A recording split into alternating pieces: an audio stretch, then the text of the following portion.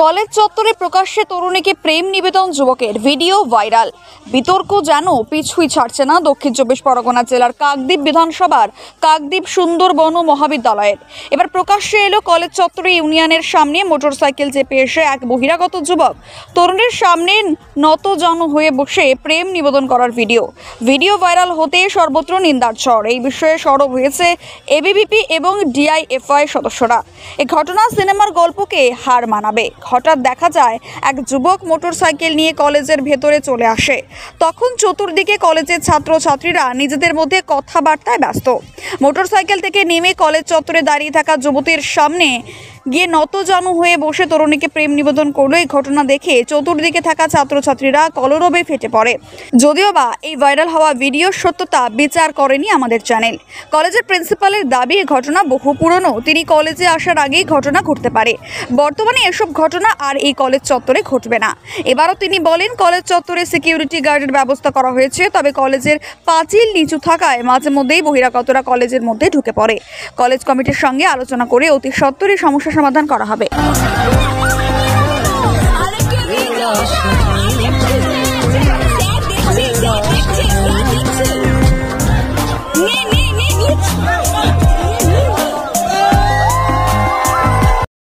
চলছে টিএমসিপি যেদিন 2011 সাল থেকে ক্ষমতা এসেছিল সেদিন থেকেই চলছে এই বিষয়গুলো। প্রতিবাদ আমরা করেছিলাম। আমরা যখন প্রতিবাদ করি 2021 সালে আমাদের বাড়িতে গিয়ে হামলা করা হয় এবং বাড়ি থেকে বাবা মাকে টেনে ঘাট ধরে টেনে বের করে দিয়ে বাড়িতে চাবি তালাও মেরে দেওয়া হয়। আমরা দীর্ঘদিন ধরে বাড়ি ছাড়াও ছিলাম, তারপরে আমরা কিন্তু প্রতিবাদ ছাড়িনি। এর বিরুদ্ধে প্রতিবাদ করেছিলাম। নিপুণ 2023 সালে যখন কলেজে এই যে অনিয়ম যে চলছে সেগুলোর বিরুদ্ধে প্রতিবাদ করায় নিপুণকে মেরে চোখের এগুলো ফাটিয়ে দেওয়া হয়েছিল। তার বিরুদ্ধে আমরা কলেজ অভিযান করেছিলাম এবিভিপির পক্ষ থেকে।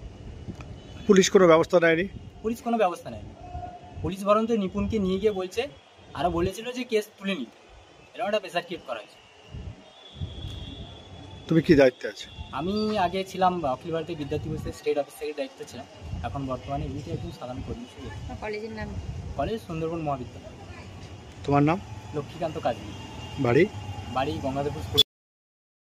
শুনুন, ব্যাপারটা হচ্ছে আমি তো এই কলেজে মোটামুটি 4-5 দিনই থাকি। এখানে যেহেতু আমার বাড়ি হচ্ছে কলকাতায়, তো এই জন্য আমার এখানে একটা ফ্ল্যাট ভাড়া নিয়ে আছে। আমি এই সপ্তাহটা পুরোটাই আছি।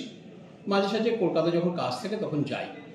এখন আমি সাধারণত যে আমাদের একটা ডিবি থেকে একটা ইনস্ট্রাকশনই দেওয়া আছে, কলেজের আমাদের যে সিকিউরিটি সেটা কিন্তু আমাদের কোনো ইয়ে থেকে আমাদের কলেজের কোনো এমপ্লয়ি নয়, ইনি হচ্ছেন একদম এজেন্সি থেকে নেওয়া।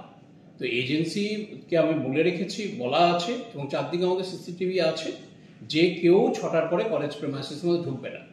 এখন আমাদের একটা অসুবিধা এই কলেজের আছে, যেটা আমি অনেকবার বলেছি, গভর্নিং বডিতেও বলেছি। আমাদের যিনি গভর্নিং বডি প্রেসিডেন্ট উনিও জানেন এবং আমাদের অন্য জিবি মেম্বাররাও জানেন যে আমাদের মাঠের এদিকটায় একটা পাঁচিল আছে, যে পাঁচিলটা অনেকটা নিচু। সেটা নিয়ে আগামী দিনে একটা ভাবনা চিন্তা করা দরকার, কারণ গেট বন্ধ থাকলেও সেখান দিয়ে কিন্তু ঢুকে পড়ার একটা রাস্তা আছে। এবং আমি দেখেছি অনেক সময় গেট লাগিয়ে দিল, যেটা এই সংক্রান্ত ধরুন আমাদের স্পোর্টস হচ্ছে, আমি সাধারণত গেটগুলো লাগিয়ে দিই যাতে স্টুডেন্টরা থাকে। এখন অনেক সময় দেখা যায় যে স্টুডেন্টরা ওই পাঁচিল টপকে বেরিয়ে যাচ্ছে, কারণ পাঁচিলটা এতটাই নিচু। এবং খেলাধুলার ব্যাপারে আমি এখানে অনেকে বাইরেতেও খেলতে আসে, তো আমি একটা পারমিশন দিই যে 1 ঘন্টা খেলতে পারবেন। আমি বলি খেলাধুলাটা হোক, না আমি বলছি, তারপর আপনি যেভাবে দেখাবেন।